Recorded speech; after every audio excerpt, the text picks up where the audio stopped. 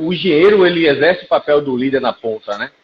O gestor é aquele cara que está conectando as pessoas do seu canteiro, né? E isso é fato. Eu acho que isso é muito claro, que o resultado da construção civil está na conexão dessas pessoas que estão no seu canteiro. Afinal, a gente tem um produto final que é executado por pessoas, né? Que exerce aquele manual, acontece. Então, é muito importante que a gente tenha uma relação muito transparente com a nossa equipe.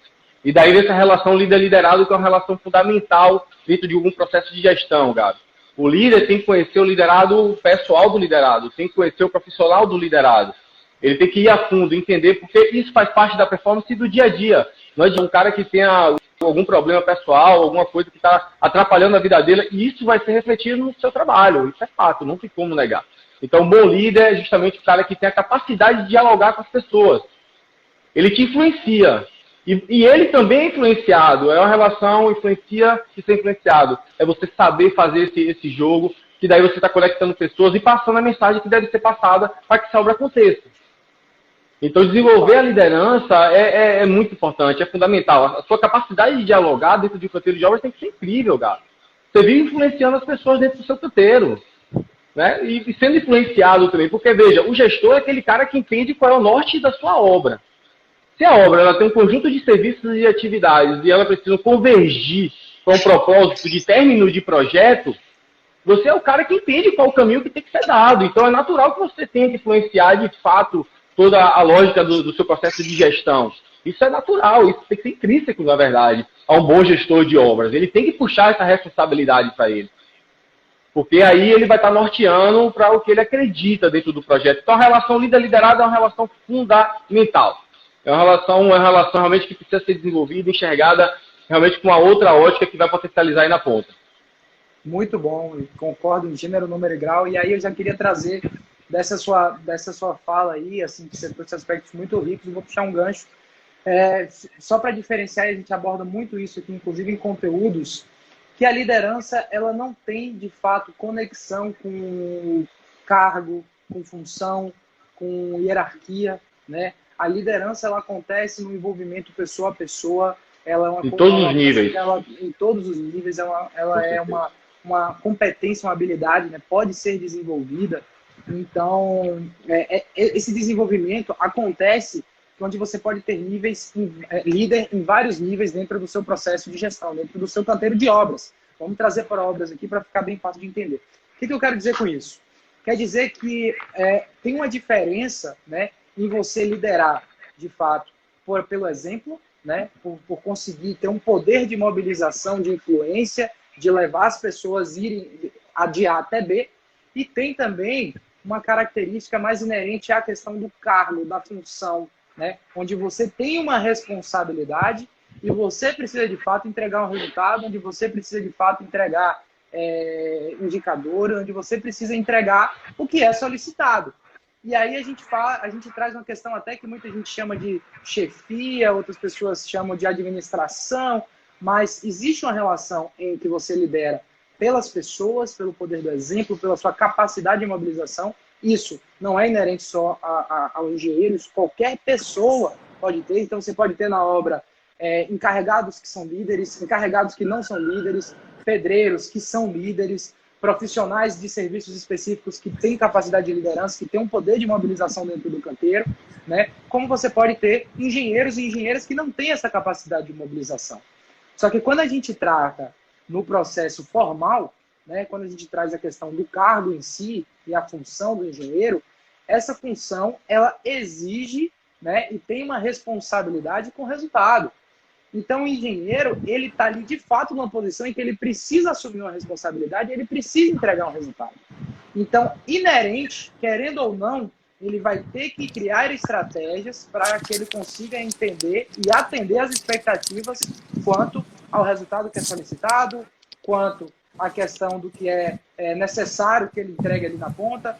Então, eu trago aí esses dois paralelos, né? O líder, as competências do líder, que não são inerentes ao cargo e função, e as responsabilidades que são inerentes a um processo de hierarquia que você tem que, de fato, entregar o resultado. E aí, quando a gente fala de aspectos do líder que não estão, né, relacionados à questão do cargo e função, a gente está falando aí das competências de assumir riscos, né, desafiar, inspirar, capacitar, né, encorajar, modelar, né? Então, assim, são alguns dos aspectos que qualquer um precisa desenvolver, e quando a gente fala de equipe, quando a gente fala de pessoas, precisa desses conceitos para que você, de fato, consiga engajar o time. E aí vou trazer para exemplos práticos, né? Bom, você está com a meta desafio no seu canteiro de terminar um serviço ali, ou vou dar um exemplo de uma última obra aqui que aconteceu, né? Onde a gente tinha uma meta desafio de acabar toda a parte de forro, né? E essa parte, de fato, ela atrasou por uma questão de disponibilidade de material, estava uma meta desafio complicada, ia ser precisado ter que empregar horas extras dentro do processo, certo? E aí, de fato, a equipe estava desmotivada com esse atraso, porque não era culpa especificamente da equipe de produção, foram fatores externos relacionados à aquisição, só que aquela meta precisava ser cumprida, né? Então, pela questão da responsabilidade, o engenheiro, o gestor, no caso eu, precisava entregar aquele resultado. Só que eu precisava entregar aquele resultado através de pessoas.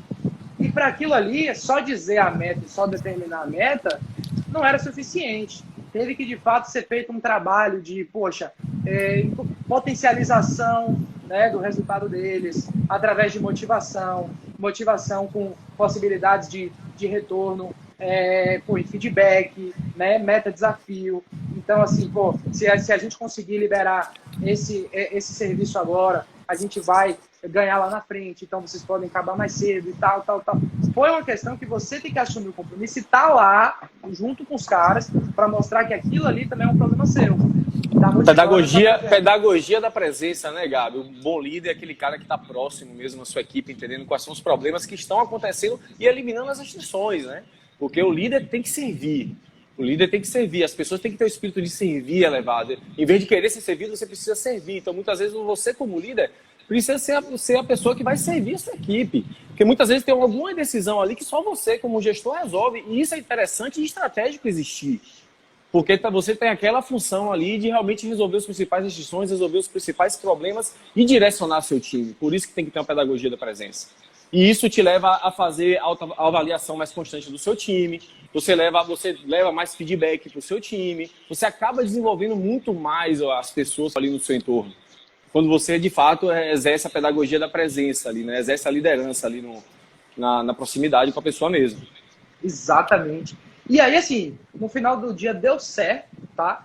E aí a gente já traz um outro paralelo, que é o fato de o que você precisa entregar quando é da sua responsabilidade de fato. Né? O que se espera da competência de um administrador, de um chefe, de um líder que tem responsabilidade com o resultado. Então, são habilidades e competências relacionadas a você, de fato, planejar, organizar, controlar, monitorar, né, delegar, né, cobrar para que seja feito. Então, o que a gente tem que entender na engenharia, o que assim, precisa ter essa incorporação, e eu faço esses dois paralelos, porque você tem a função de entregar resultado pela posição que você ocupa no canteiro. Então, você hierarquicamente é o cara que vai ser cobrado por resultado, não tem jeito, então você precisa também saber administrar, chefiar, então delegar, monitorar, porque é preciso, aquilo é a sua função no canteiro de obra, mas você precisa ir para um nível de gestão de pessoas e para um nível comportamental em que você vai ter que conversar a língua dos seus liderados para que aquele resultado, de fato, se resulte ali em ações práticas no seu canteiro de obras. Então, sua comunicação tem que estar alinhada, né? O formato, as suas rotinas. Então, o engenheiro precisa entender que ele assume os dois papéis. Um líder influenciador, porque ele precisa, de fato, engajar as pessoas dentro do processo, e um líder administrador, porque ele tem metas a cumprir, ele tem responsabilidades no canteiro para que ele precise, de fato, desenvolver, né, Wagner? Isso aí eu acho que são fatores que têm que estar absorvidos pelo engenheiro e pela engenheira. Com certeza, Gabi.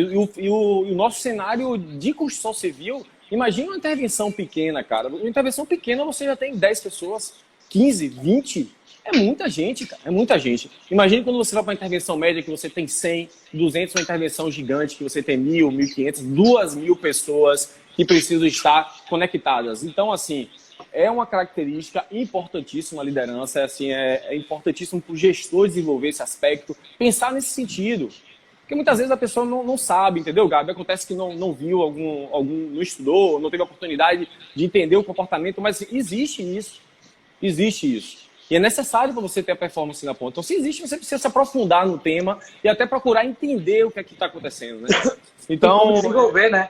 Para você desenvolver, porque assim, o legal do cara de alta performance é quando o cara consegue enxergar o que é que ele é bom, o que é que ele é ruim, ou o que é que ele precisa potencializar não é ruim, o que é que ele precisa potencializar.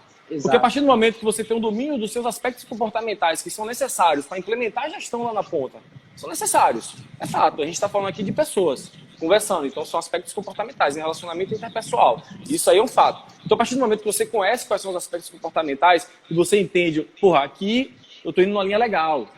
Beleza. Porra, isso daqui, o que é que eu preciso fazer para melhorar? Vou procurar alguma capacitação, vou estudar, vou ler. Porque a partir do momento que você tem esse entendimento, você começa a perceber isso e aplicar, o resultado é instantâneo. Porque um bom líder, ele tem um processo da obra dele todo conectado. Ele tem as programações muito bem definidas, porque você trouxe uma coisa bem legal, você traz a meritocracia para o centro do jogo. Né? O cara precisa administrar, o cara precisa botar as metas dele para acontecer. Então, é uma estrutura de gestão que acontece ali, uma relação de liderança, uma relação de administração mesmo, e todo mundo envolvido naquele processo com metas muito bem pactuadas. Né? Onde o resultado, o ponto central é a entrega do resultado.